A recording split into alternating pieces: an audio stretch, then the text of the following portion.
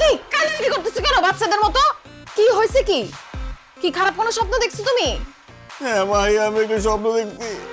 আমি স্বপ্নে দেখি আমার মা আলুর ভর্তা আর ডাল রান্না করে আমাকে ডাকতেছে আর বলতেছে, আলমগীর আয় খেয়ে যা, খেয়ে যা। আমার মায়ের ডাক শুনে আমার ঘুম ভেঙে গেছে। মাহি, আমি গ্রামে যাব, আমি আমার মায়ের কাছে যাব, আমি আমার মায়ের হাতের আমার পছন্দের আলুর ভর্তা আর ডাল দিয়ে মজা করে ভাত খাবো। এই চুপ করো। ডাল আলু ভর্তা কোনো খাওয়ার জিনিস হইলো? সেটা আবার মজা করে খাবে সে। শুনো, তুমি গ্রামেও যাইতে পারবা না, তোমার মায়ের কাছেও যেতে পারবা না। কি বলতেছো তুমি মাহি? আমি কেন আমার মায়ের কাছে যেতে পারবো না? কেন আমি গ্রামে যেতে পারবো না? আমি এবং আমার বাবা, আমাদের কারোই গ্রাম পছন্দ না। আমি তোমাকে ভালোবেসে বিয়ে করছি, কিন্তু বাবা এখনো আমাদের বিয়েটা মেনে নেয় নাই। তার মধ্যে যদি তুমি এখন তাদের অবাধ্য হয়ে গ্রামে যাও, তাহলে তোমার আমার ডিভোর্স কনফার্ম। এবার বলো, গ্রামে তুমি তোমার মায়ের কাছে যেতে চাও, না আমার সঙ্গে থেকে আমার সঙ্গে সংসার করতে চাও? আমি তোমার সাথে সংসারও করতে চাই, আবার আমার মায়ের কাছেও যেতে চাই। বিবাহিত পুরুষের জীবনে এত সুখ হয় না আলমগীর।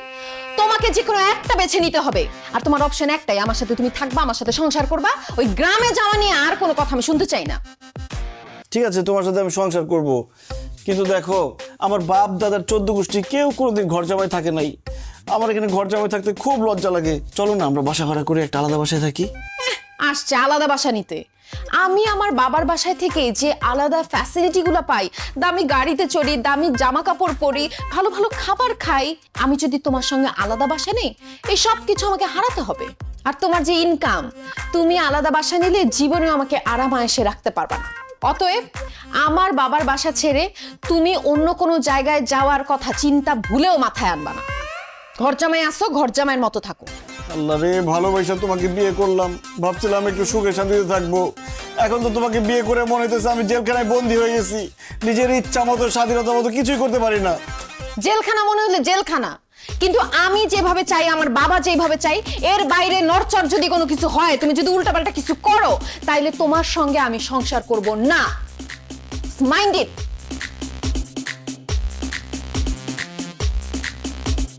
আল্লাহ রে, আগেই ভালো ছিলাম, ভালোবেসে বড়লোকের মেয়েকে বিয়ে করে কোন বিপদে পড়লাম। সব উল্টাপাল্টা হয়ে গেল। আম গাছে জাম, জাম গাছে কলা, কনফিউশনে সব খোলা খোলা, নাই যে ঠিক কিছু, সব এলো মেলো, মেমোরি পায় না খুঁজে কোথায় যে গেল। আসসালামু আলাইকুম। ওয়ালাইকুম। উল্টা পাল্টা সব উল্টা। কি তোমাকে তো আমি বলছি ঘরের মধ্যে তুমি লুঙ্গি পরবা না, তুমি লুঙ্গি পরে খেতে আসছো কেন?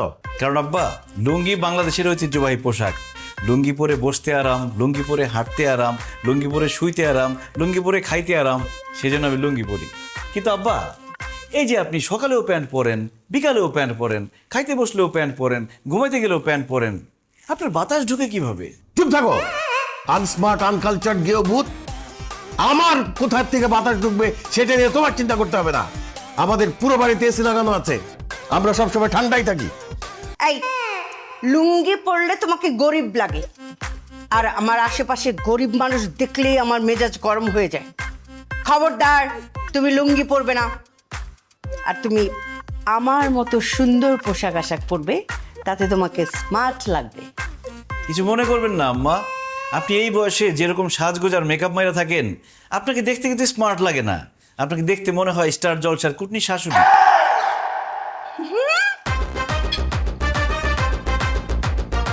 কি বললে? তোমার এত বড় সাহস, তুমি আমাকে কুটনি বলছো? আমাকে দেখতে কুটনি লাগে? তুমি আমার মেয়ের জামাই, না হলে থাপড়ায় তোমার সব কয়টা দাঁত ফালাই দিতাম আমি। দেখলি তোর জামাই কত বড় সাহস, সবার সামনে বলে আমাকে নাকি কুটনি শাশুড়ির মতো লাগে। আর তুইও খেয়ে দিয়ে কোনো কাজ পেলি না। ঢাকা শহরে কত সুন্দর সুন্দর স্মার্ট ছেলে থাকতে তুই গ্রাম থেকে একটা ক্যাট ছেলেকে বিয়ে করে ফেললি। মা, কি করব বলো, ভার্সিটিতে তো খুব ভালো স্টুডেন্ট ছিল। আমি প্রেম করতে চাইছিলাম, কিন্তু যখন প্রেমের প্রস্তাব দিছি, সে বলছে না, আমি ডিরেক্ট বিয়ে করব। এর জন্য বিয়ে করে ফেলছি। তখন কি আমি জানি সে এরকম খ্যাত? বিয়ে যখন করেছিস তখন এটাকে আধুনিক বানা, স্মার্ট বানা, এই জিনিসকে নিয়ে তো কোথাও গেলে মান সম্মান কিছু থাকবে না। ঠিকই বলছো আম্মু। আই যাও লুঙ্গি চেঞ্জ করে ট্রাউজার পরে আসো যাও। আরে না দুলা ভাই যায় না তো। আপু দুলা ভাই যেহেতু লুঙ্গি পরাতে কমফোর্টেবল, সে পড়ুক না। তাকে কিন্তু লুঙ্গিতে ভালোই লাগে। ভাই আপনি বসেন তো, নাস্তা করেন। ধন্যবাদ মারিয়া, একমাত্র তুমিই আমারে বুঝো।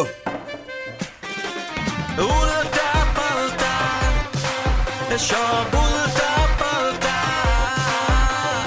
উল্টা পাল্টা সব উল্টা পাল্টা অতিরিক্ত বড়লোক হয়ে কি যে বিপদে পড়লাম, কলাটাও হাত দিয়ে ছিলে খেতে পারি না। Same here, what to do? এই তুমি হাত দিয়ে খাচ্ছ কেন? কি নোংরা! ছি! আব্বা, হাত দিয়ে খাওয়ার যে মজা, যে তৃপ্তি, চামচ দিয়ে খাইলে জীবনে পাবেন না সেই মজা আর তৃপ্তি। বিশ্বাস না হইলে আপনার হাত দিয়ে খেয়ে দেখেন, এমন মজা পাবেন জীবন আর চামচ দেখাতে যাবেন না, হাতের আঙুল সহ চাইটা খাই ফেলবেন। অসম্ভব, আমরা জীবনেও হাত দিয়ে খেতে পারবো না। হাত দিয়ে খেলে আমাদের হাত নোংরা হয়ে যাবে। ছি! আম্মা, হাত দিয়ে খাইলে হাত জীবনে নোংরা হবে না। আল্লাহ হাত বানাইছে কিসের জন্য? খাওয়ার জন্য, কাজ করার জন্যই তো না? যাই হোক, আপনারা খাইলে খান, না খেলে নাই। আমি সারা জীবন হাত দিয়ে খাই আসছি, হাত দিয়ে খামো আমি। তুমি হাত দিয়ে খাবা না, তুমি চামচ দিয়ে খাবা। আমি চামচ দিয়ে খাইতে পারি না, আমি হাত দিয়ে খামো।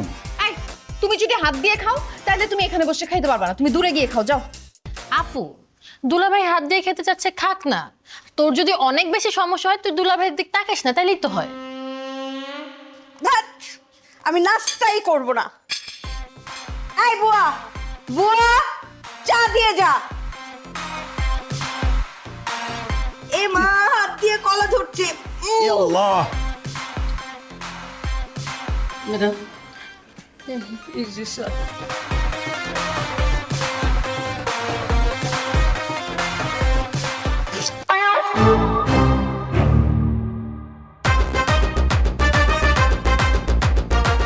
এটা কোনো চা হলো? ঠান্ডা চা, কোনো স্বাদ গন্ধ কিছুই নেই, মনে হচ্ছে পানসে একটা শরবতের মতো কিছু। এই, তোকে কি বেতন দেয়া হয় না? ঠিক মতো চাটাও বানাতে পারিস না। আর যদি কখনো এরকম ঠান্ডা চা দিস, এই চাটা তোর মুখে ছুঁড়ে মারবো বলে দিলাম। লাথি মেরে বাসা থেকে বের করে দিব, বেয়াদব কোথাকার। চোখের সামনে থেকে যা। মনে হয় যেন বেতন দেওয়া হয় না আর কি। ধ্যাৎ! সকাল সকাল মেজাজটাই খারাপ হয়ে গেল। না, নাস্তা খাবো না। এই আলমগীর, তাড়াতাড়ি নাস্তা খাও, তোমাকে নিয়ে আমি বাইরে যাব, কাজ আছে। শাহানা, তোমাকে যে কালকে চেকটা দিছি সেই চেকটা বের করে রাখো। বের করছি। অসহ্য।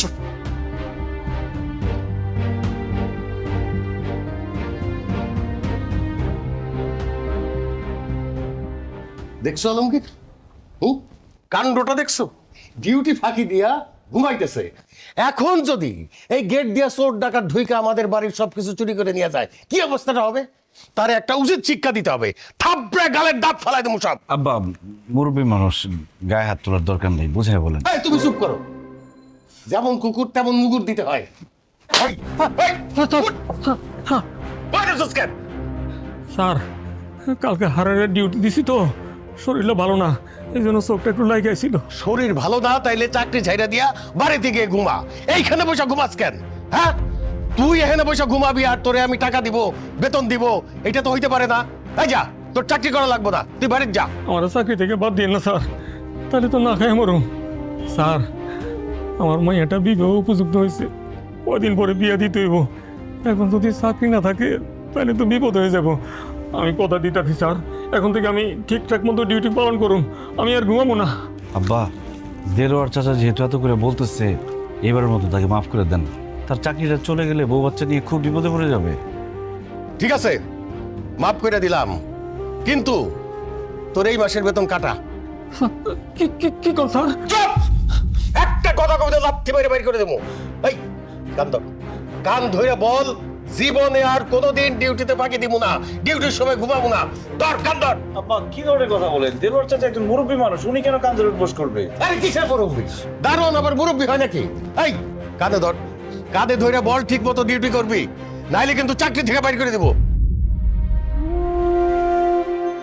স্যার এই যে কানে ধরলাম, এখন থেকে ঠিকঠাক মতো ডিউটি পালন করবো, তারপর আমার চাকরি থেকে বাইর করে দিন না স্যার।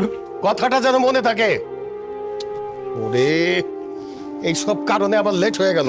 শোনো আলমগীর, এইখানে 1 কোটি টাকার একটা চেক আছে, ব্যাংকে গিয়ে টাকাটা ক্যাশ কইরা তাড়াতাড়ি অফিসে আসবা। ওই যে হারুন এন্টারপ্রাইজের একটা বিল দিতে হবে আর লোকজনের বেতন দিতে হবে। দেরি কইরো না, আমি গেলাম। আসসালামু আলাইকুম স্যার।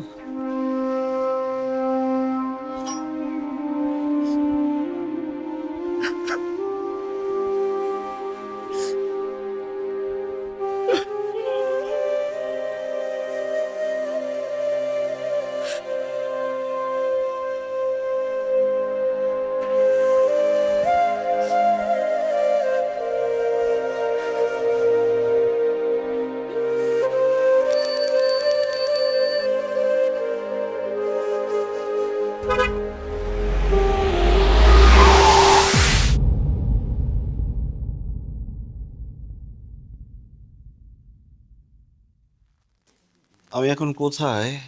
তুমি এখন হসপিটালে। আল্লাহর কাছে লাখ লাখ শুক্রিয়া, তুমি ঠিকঠাক আছো। Thank you Maria. তোমার আপু কোথায়? আমার বউ কোথায়? আরে মারিয়া, তুমি কাকে বলতেছো? আমি তোমার বউ, এই যে এখানে দাঁড়ায় আছি।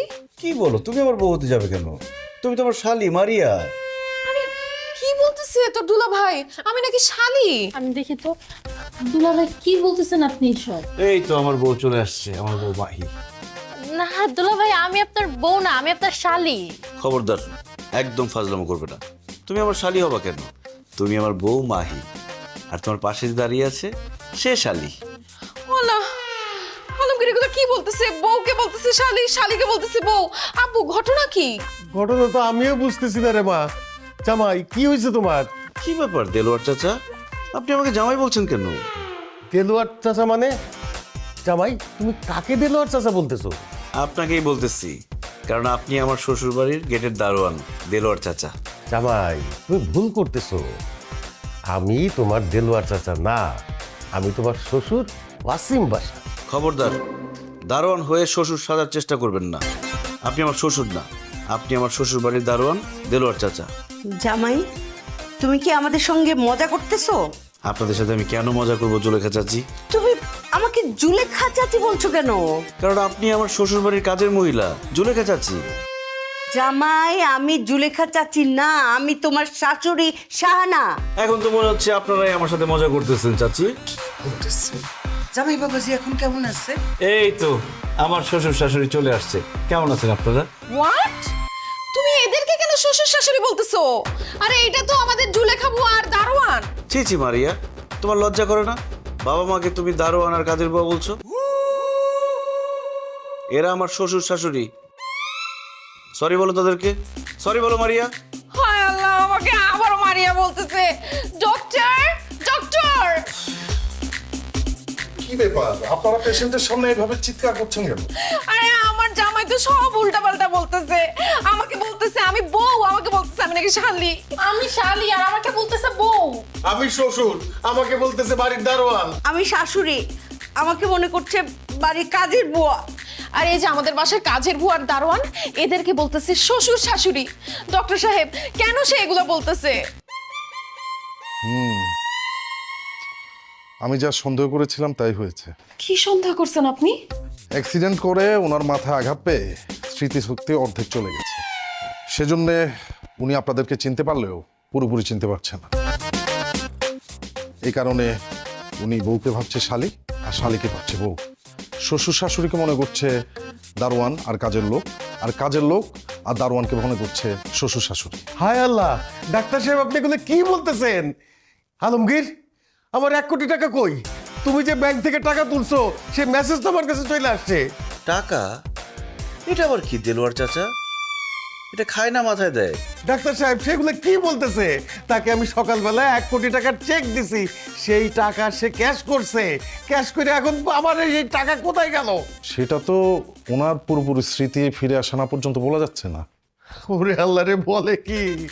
আলমগীর, তুমি তাকাও এদিকে, আমি তোমার শ্বশুর আর সে তোমার শাশুড়ি। আমি তোমার শাশুড়ি। আমি তোমার বউ, আমি তোমার বউ। দুলা ভাই আমি আপনার শালি। এই খবরদার, আপনারা ওনাকে জোর করে কাউকে চেনাতে যাবেন না। এতে ওনার ব্রেনে চাপ পড়তে পারে, হিতে বিপরীত হতে পারে। উনি হয়তো স্মৃতিশক্তি পুরো হারিয়ে ফেলতে পারেন। আপনারা যদি ওনার পুরোপুরি স্মৃতিশক্তি নিয়ে আসতে চান, তাহলে আপনাকে যেহেতু বউ ভাবছে, আপনি বউ হয়ে যান। আর আপনাকে যেহেতু শালি ভাবছে, আপনি শালি হয়ে যান। আর আপনারা যারা শ্বশুর শাশুড়ি, আপনারা আজকে থেকে দারোয়ান আর কাজের বুয়া হয়ে যান। আর কাজের বুয়া আর দারোয়ান আপনারা আজকে থেকে ওনার শ্বশুর শাশুড়ি হয়ে যান। এতে করে ওনার পুরোপুরি স্মৃতিশক্তি চলে আসতে পারে, তা না হলে ওনার স্মৃতিশক্তি পুরোপুরি চলে যাবে। হায় হায়, বলে কি? আমার স্মৃতিশক্তি যদি আজীবনের জন্য চলে যায়, তা আমার 1 কোটি টাকা তো শেষ। আমি কি করবো? আমি বুঝতে পারতেছি না। তুমি কেন দিছিল জামাই? আমাদের কেমন লাগতেছে? মাশাআল্লাহ, খুব সুন্দর লাগতেছে। দেখেই বোঝা যাচ্ছে আপনারা খানদানি বড় লোক। যান, এই বিছানায় আপনারা ঘুমান। আমরা কি করব? আপনারা কি করবেন মানে? আপনি রান্না করে যান, রান্না করে ঘুমাবেন। আর সকাল 7টার আগে সবার জন্য নাস্তা রেডি করবেন। আর আপনি গেটে ডিউটি করবেন। বাইরের লোক যদি একটা ঢুকে, একদম পিঠের চামড়া তুলে দেব। যাও। আউট। আব্বা আম্মা, আসি তাহলে, আপনারা থাকেন। আসসালামু আলাইকুম, গুড নাইট। Good night. এই তাহলে আমরা দুজন কি এই বিছানে ঘুমু? হাই, মাথা তুলে আসা মারুম। তুই কি আমার জামাই? তুই একটা দারোয়ান, যা রেস্টরুমে গিয়ে ঘুমা। আচ্ছা ঠিক আছে। না মানে এই রুমে থাকলে ভালো লাগতো আর কি। এই রুমে থাকলে ভালো লাগতো আর কি। ছন্দে ছন্দে দুলি আনন্দে আমি বন ফুল গো, আমি বন ফুল। ম্যাডামের বিছানা বুড়ি মা। আর আপু টেনশন করো না তো, দেখবা খুব তাড়াতাড়ি সবকিছু ঠিক হয়ে গেছে। এই মারিয়া, অনেক রাত হয়েছে, তোমার রুমে ঘুমাইতে যাও। আমি আর তোমার আপু এখন ঘুমাবো। এই তুমি কই যেতেছো? আপনি না আমাকে ঘুমাইতে যেতে বললেন। আরে বোকা, আমি তোমাকে যেতে বলি নাই তো, আমি তো মারিয়াকে যেতে বলছি। এই মারিয়া, বসে আছো কেন? যাও। আরে মারিয়াকে যেতে বলছো? ওই তো মারিয়া। একদম ফাজলামো করবে না। ও মারিয়া হতে যাবে কেন? মারিয়া তো তুমি, আর ও হচ্ছে মাহি। তুমি যাও, যাও, বেরো। আপু বুঝো নাই, স্মৃতিশক্তি চলে গেছে না, এই জন্য তোমাকে মনে করতেছে মারিয়া আর আমাকে মনে করতেছে মাহি। এই কি হলো? তোমাকে যাইতে বললাম না এখান থেকে? রুমে গিয়ে কি করব? আমার না একা একা ঘুম আসবে না। চলেন না সবাই মিলে গল্প করি। অসম্ভব। আমরা স্বামী স্ত্রী এখানে ঘুমাবো, দুজন দুজনের সাথে গল্প করব, আদর করব, প্রেম ভালোবাসা করব। তুমি এখানে থাকলে তো আমাদের ডিস্টার্ব হবে। কি বলতেছো তুমি? তুমি ওকে আদর করবা? ও মা, আমার বউকে আমি আদর করবো না? আর ভালো কথা, তুমি আমাকে তুমি তুমি করে বলতেছো কেন? তুমি না আগে আমাকে আপনি করে বলতা, দুলাভাই বলে ডাকতা। খবরদার মারিয়া, আমি কিন্তু বেয়াদবি একদম পছন্দ করি না। এখন থেকে আমাকে আপনি করে বলবা, দুলাভাই বলে ডাকবা। আল্লাহরে, বলে কি? নিজের হাজবেন্ড আমারে দুলাভাই বলতে বলতেছে, আপনি করে বলতে বলতেছে। কি বলে? আপু দুলা ভাই যা বলতেছে তা চুপচাপ করো, নইলে কিন্তু স্মৃতিশক্তি আর জীবনও ফেরত আসবে না। এই কানে কানে কি বলতেছো? মারিয়া যাও তো এখান থেকে, যাও। দুলাভাই দেখেন, শালি কিন্তু আধি ঘরোয়ালি। সব সময় তো আপার সাথে ঘুমানি। চলেন না আজকে আমরা 3 জন মিলে গল্প করে রাতটা কাটিয়ে দিই। বউ রেখা শালির সাথে গল্প করতে আমার ভালো লাগে না। যাও এখান থেকে, যাও। আমি আমার বউর সাথে গল্প করবো। আচ্ছা, গল্প করতে না চাইলে চলেন আমরা লুডো খেলি। লুডো খেলতে খেলতে সারাটা রাত কাটিয়ে দিই। লুডো খেলতে চাইলে দিনের বেলা এসো। এখন রাতের বেলা বউর সাথে প্রেম ভালোবাসা রেখে আমি লুডো খেলতে পারবো না। আচ্ছা দুলাভাই, আপনি তাহলে একা ঘুমান, আমি আর আপা আজকে দুজন একসাথে ঘুমাই। আপা চল। এই খবরদার, আমার বউকে নিয়ে কোথাও যাবো না। আমি আমার বউকে ছাড়া একা ঘুমাইতে পারি না, আর আমার বউ আমাকে ছাড়া ঘুমাইতে পারে না। তাই না বউ? একদম তাই। কি রে, কত বড় শাস্তি! তার কথায় তাল মেলাতেছে, একদম থাপড়া গালে দাঁত ফালাই দে। এই খবরদার, আমার বউকে ধমক দিয়ে কথা বলবো না। আর কত বড় সাহস তোমার, ছোট বোন হয়ে বড় বোনকে ধমক দিয়ে কথা বলো? যাও এখান থেকে। যাবো না। যাবি না মানে? আল্লাহ, এটা আমার সাথে কি হইলো?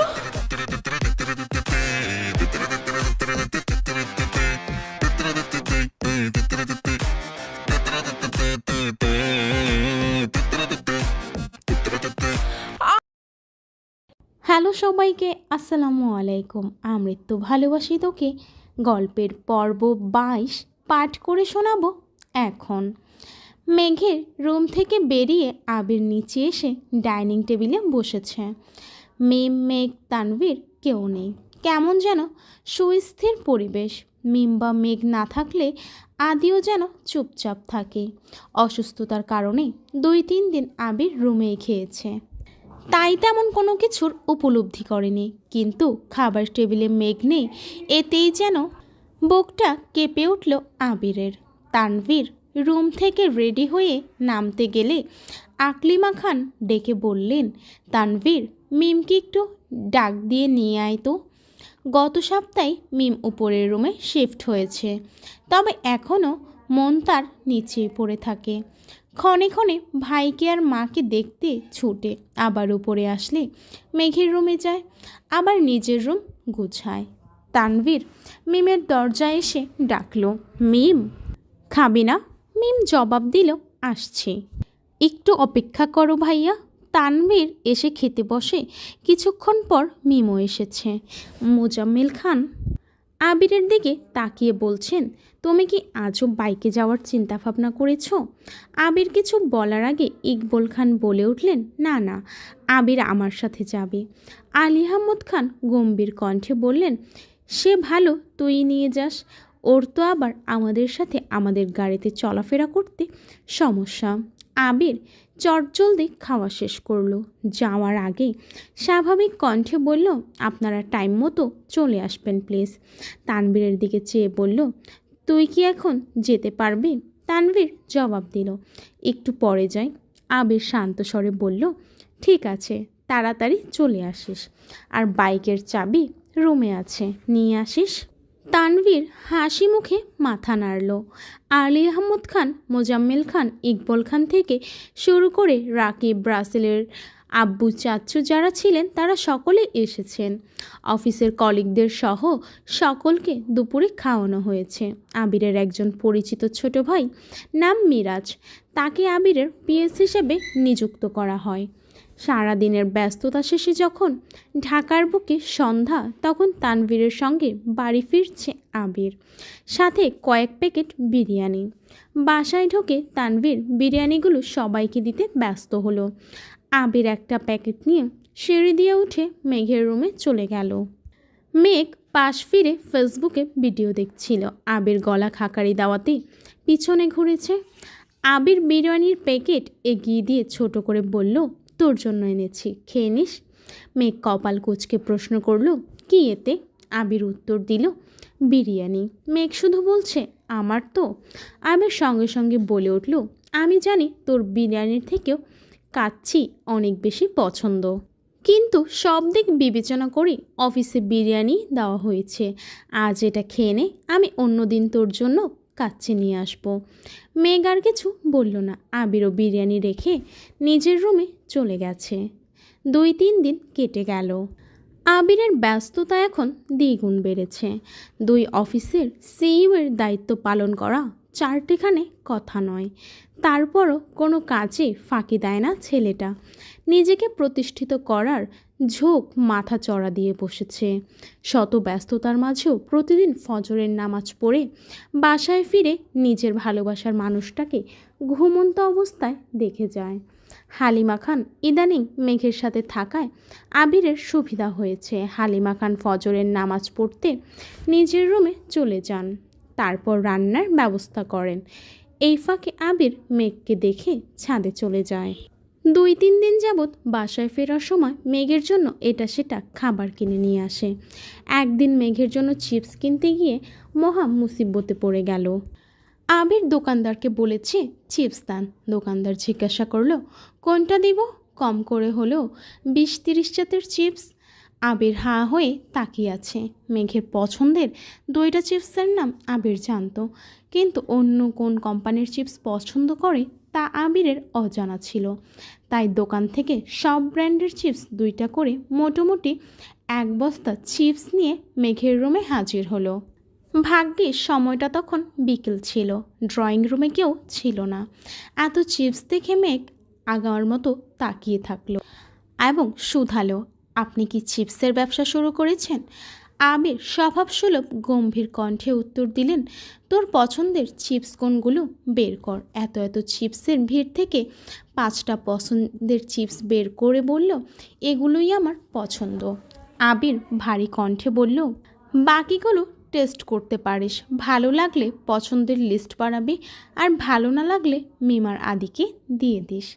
বৃহস্পতিবার সকালে আবির অফিসে যাওয়ার পথে মিমকে ডেকে ছাদের চাবি দিয়ে বলল, মেঘের শরীর ভালো থাকলে ওকে নিয়ে একটু ছাদে যাস।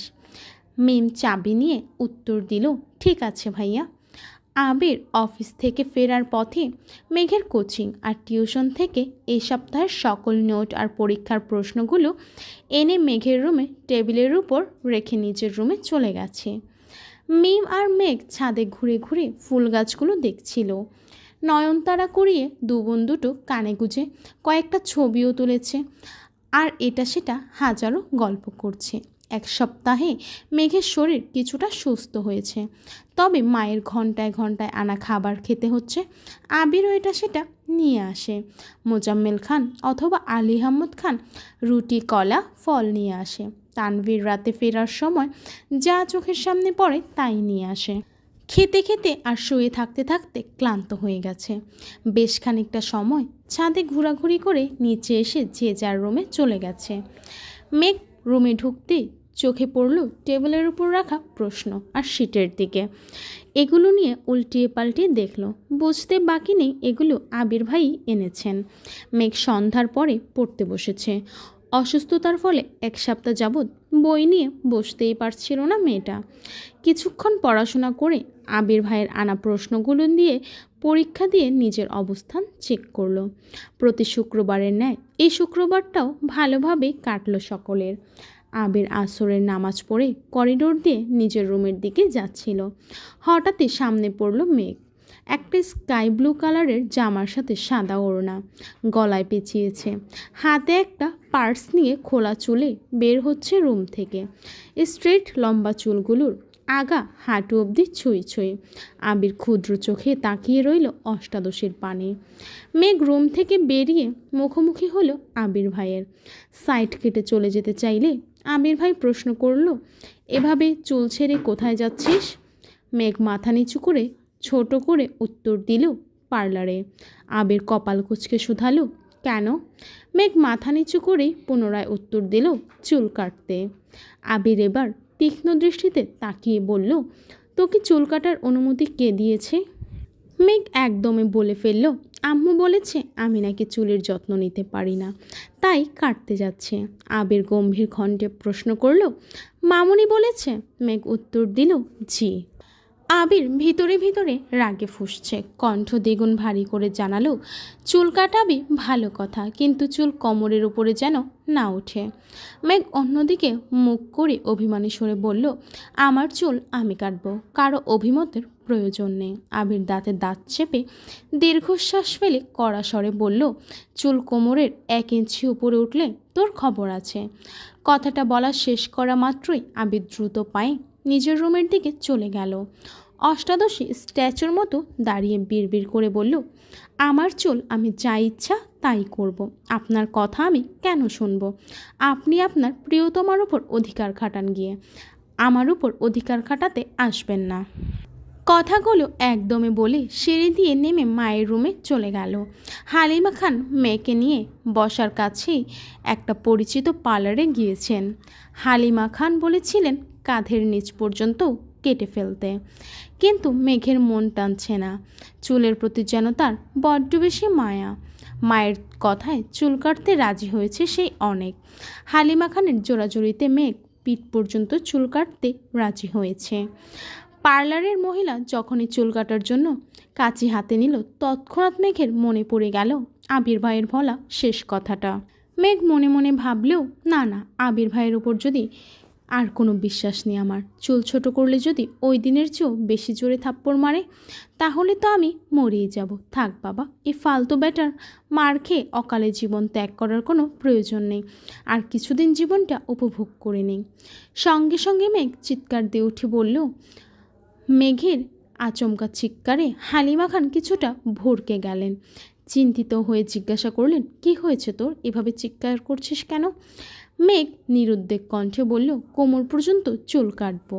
হালিমা খান কিছুটা বিরক্ত হয়ে বললেন, কোমর পর্যন্ত চুল কাটালে আর কি হবে, সেই তো বড়ই থাকবে।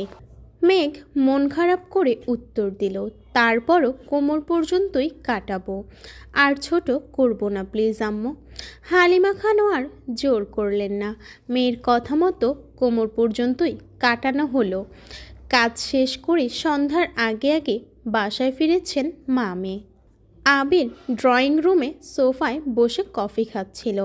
কাউকে ঢুকতে দেখে চোখ তুলে এক পলক তাকালো। মেঘকে দেখে দৃষ্টি স্থির হলো। মেঘের চুল দেখার জন্য তীক্ষ্ণ দৃষ্টিতে চেয়ে রইল। মেঘ সিঁড়ি দিয়ে উঠার পথে আবির ভাইয়ের দিকে তাকিয়ে ভেঙচি কেটে দ্রুত পায়ে উঠে নিজের রুমে চলে যাচ্ছে।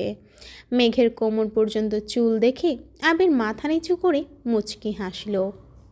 আবির কফি শেষ করে বাসা থেকে বেরিয়ে পড়েছে। প্রতি শুক্রবারের মতো মাগরিবের নামাজ পড়ে বন্ধুদের সাথে আড্ডা দিতে চলে গেছে। বাসায় ফিরতে ফিরতে 11টা বেজে গেছে। শনিবারে ডাইনিং টেবিলে নাস্তা করছিল সকলে। তখনই মেঘ নেমে এসেছে। চঞ্চল পায়ের নুপুরের ঝনঝন শব্দে আবির চাইল সিঁড়িতে। চুল ছোট করাতে যেন এক অন্যরকম সুন্দর লাগছে। তার অষ্টাদশীকে কোমরে পড়া চুলগুলো হাঁটার সঙ্গে সঙ্গে এদিক সেদিক নড়ছে। আবির সঙ্গে সঙ্গে দৃষ্টি নামিয়ে খাওয়ায় মনোযোগ দিল। মেঘ কাছাকাছি আসতে আলী আহমদ খান প্রশ্ন করলেন, এখন শরীর কেমন? মেঘ একগাল হেসে উত্তর দিল, আলহামদুলিল্লাহ ভালো বড় আব্বু। তানভীর কয়েক সেকেন্ড তাকিয়ে প্রশ্ন করল, চুল কাটাইছিস নাকি? এবার যেন সকলের দৃষ্টি মেঘের চুলের দিকে গেল। কেউ কিছু বলল না। মেঘ ছোট করে উত্তর দিল, হ্যাঁ। তানভীর হুট করে বলল, ভালোই করেছিস, লম্বা চুলে তোকে শেওড়া গাছের পেতনির মতো লাগতো। কথাটা বলে তৎক্ষণাৎ তানভীর জিহ্বায় কামড় দিয়ে মাথা নিচু করে ফেলল। বাড়ির সকলে যে এখানে আছে সেটা তানভীরের মনে ছিল না। মেঘ গাল ফুলিয়ে শ্বাস ছেড়ে ভাইয়ার দিকে সূক্ষ্ম নজরে তাকিয়ে রইল। তারপর ভেঙচি কেটে চুপচাপ আবির ভাইয়ের বিপরীতে বসে নাস্তা খাওয়া শুরু করলো। মোজাম্মেল খান রাগে স্বরে বললেন, নিজের বোনকে পেতনির সাথে তুলনা করছো, বাহ। ততক্ষণে আলী আহমদ খান খাবার শেষ করে উঠে গেছেন। ইকবল খান হাসি মুখে বললেন, তানভীর মজা করে বলেছে, বাদ দাও তো ভাইয়া। মোজাম্মেল খান কঠিন স্বরে বললেন, আমার মেয়েকে নিয়ে কেউ যেন এরকম মজা আর না করে। আমার মেয়ের তুলনা শুধু পরীর সঙ্গেই সম্ভব। কথাটা বলে মোজাম্মেল খান রাগে ফুঁসতে ফুঁসতে চলে যাচ্ছেন। এদিকে বাবার কথায় খুশিতে মেঘ সশব্দে হেসে উঠল। বাবার যাওয়ার দিকে তাকিয়ে তানভীর বিড়বিড় করে বলল, পেতনি তো তবু গাছে থাকে, পরি হয়ে কোন দেশ বিদেশে ঘুরবে তখন তো খুঁজেও পাবা না।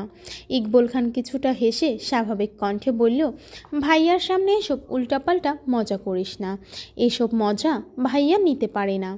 তানভীরও আর কথা বাড়ালো না। ইকবল খান এবার খেয়ে উঠে পড়েছেন। আবির যেন নীরব দর্শক, এক হাতে ফোনে কি চেক করছেন, অন্য হাতে খাবার খাচ্ছেন। মেঘ মনোযোগ দিয়ে খাবার খেতে ব্যস্ত। মিম হঠাৎই বলে উঠল, আপু জানো কি হয়েছে? মেঘ ঘাড় ঘুরিয়ে মিমের দিকে তাকিয়ে বলল, কি হয়েছে? আবিরও ফোন থেকে দৃষ্টি সরিয়ে মিমের দিকে চাইল। মিম আবিরকে দেখে ঢোক গিলে ছোট করে বলল, পরে বলবো না। মেঘ বলে উঠল, কি হয়েছে বল। আবির মেঘের দিকে তাকিয়ে থতমত কণ্ঠে বলল, চুপচাপ খেতে পারিস না? খেতে বসে এত কথা কিসের? মেঘ আর মিম দুজনেই মাথা নিচু করে চুপচাপ খাচ্ছে। আবিরও খাবার শেষ করে বেসিংয়ে চলে যায়। ততক্ষণে মালিয়া খান ডাইনিং টেবিলের কাছে এসে শুধালেন, তোদের কি আর কিছু লাগবে? মেঘ উদ্বিগ্ন হয়ে প্রশ্ন করল, আচ্ছা বড় আম্মু, তোমার ছেলের জন্মের পর কি মুখে মধু দাওনি? মালিয়া খান হেসে উঠে বললেন। আবির বেরিয়ে যেতে যেতে রাশভারী কণ্ঠে বলল, মধুতে ভেজাল ছিল, তাই খায়নি। মেঘ আশ্চর্য নয়নে সহসা ঘাড় ঘুরালো, কিন্তু ততক্ষণে আবির মেন গেট পেরিয়ে গিয়েছে। পুনরায় মালিয়া খানের দিকে চাইল। মালিয়া খান হাসি থামিয়ে বললেন, আবিরকে সত্যি মধু দেওয়া হয়নি। আবিরের জন্মের সময় আমার অবস্থা অনেক খারাপ ছিল। তখন বাড়িতে দুজন ডাক্তার ছিল, কি সমস্যা হয় সেজন্য। আর ডাক্তাররা কি মধু খেতে দিবে নাকি? বারবার নিষেধ করা হয়েছে, কোনো প্রকার মধু পানি খাওয়ানো যাবে না। আর তোর বড় আব্বুকে এখন কি দেখছিস? আবিরের জন্মের সময় ছেলেকে রেখে এক চুলও কোথাও নড়েনি। ডাক্তার যা যা বলেছে, যেভাবে বলেছে সেভাবেই করেছে। মেঘ মালিয়া খানের দিকে তাকিয়ে নিরেট কণ্ঠে বলে, এজন্যই তোমার ছেলে এমন কাঠখোট্টা। মালিয়া খান স্বাভাবিক কণ্ঠে বললেন, আবির ছোটবেলা এরকম ছিল না, বিদেশে যাওয়ার আগে থেকে কেমন জানি হয়ে গেছে। দেশে ফিরে তো আরও গম্ভীর হয়ে গেছে। সেসব কথা বাদ দে, তোরা তাড়াতাড়ি খাওয়া শেষ করে পড়তে বস গিয়ে।